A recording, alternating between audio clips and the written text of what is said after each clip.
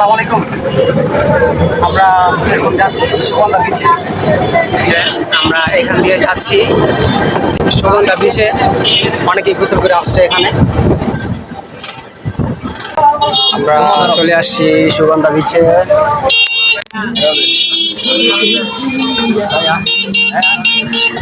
বন্ধুরা সবাই হাঁটতেছে, আমি হাঁটতাছি। আমরা বিচের সামনে যাচ্ছি। সেই সুন্দর একটি জায়গা।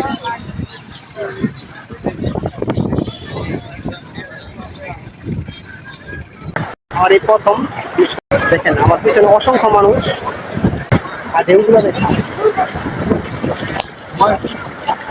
আমার বন্ধুরা আমার পিছনে আছে, ছবি তুলতেছে।